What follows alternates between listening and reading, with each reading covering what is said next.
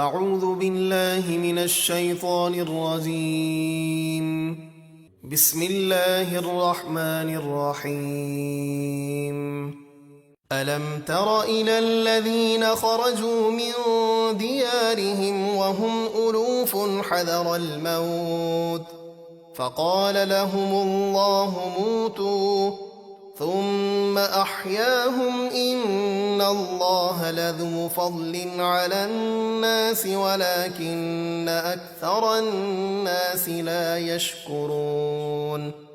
اے حبیب، کیا آپ نے ان لوگوں کو نہ دیکھا جو موت کے ڈر سے اپنے گھروں سے نکلے اور وہ ہزاروں کی تعداد میں تھے، تو اللہ نے ان سے فرمایا مر جاؤ، پھر نبی کی دعا سے انہیں زندہ فرما دیا۔ بے شک اللہ لوگوں پر بڑا فضل فرمانے والا ہے، لیکن اکثر لوگ شکر ادا نہیں کرتے۔ وَقَاتِلُوا فِي سَبِيلِ اللَّهِ وَاعْلَمُوا أَنَّ اللَّهَ سَمِيعٌ عَلِيمٌ۔ اور اے مسلمانوں، تم اللہ کی راہ میں لڑو اور یقین رکھو کہ اللہ بہت سننے والا اور خوب جاننے والا ہے۔ من ذا الذي يقرض الله قرضا حسنا فيضاعفه له أضعافا كثيرة والله يقبض ويبسط وإليه ترجعون۔ ہے کوئی جو اللہ کو قرض حسن دے، یعنی راہ خدا میں اخلاص سے خرچ کرے، تو اللہ اس کے لیے اس میں کئی گنا اضافہ کر دے، اور اللہ ہی رزق میں تنگی کرتا اور فراخی فرماتا ہے، اور تم اسی کی طرف لوٹائے جاؤ گے۔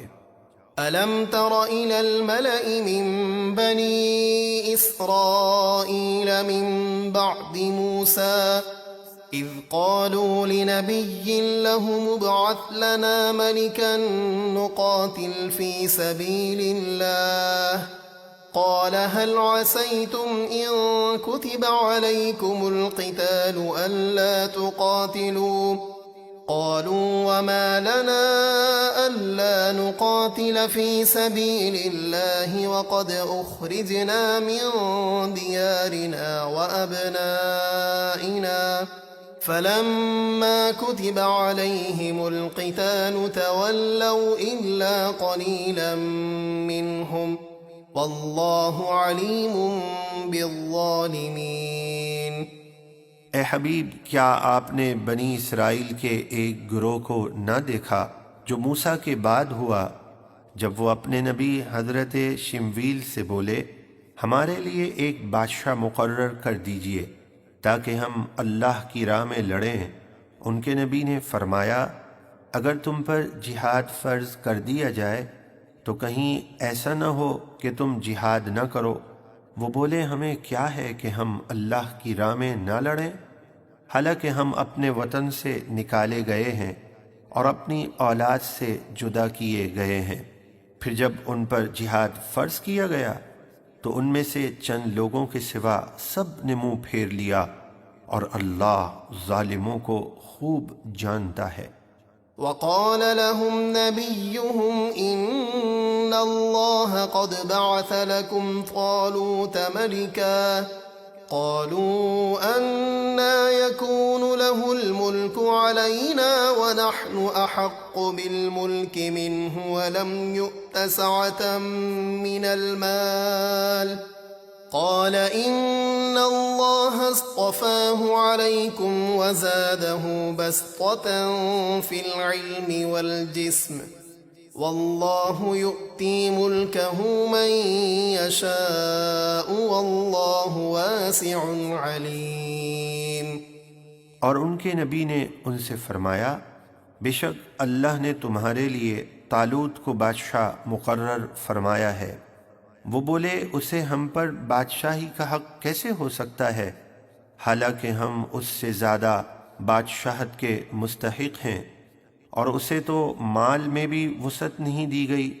فرمایا بے شک اللہ نے اسے تم پر چن لیا ہے اور اسے علم اور جسم میں زیادہ وسعت دی ہے، اور اللہ جسے چاہتا ہے اپنا ملک عطا فرماتا ہے، اور اللہ بڑی وسعت والا، بہت علم والا ہے۔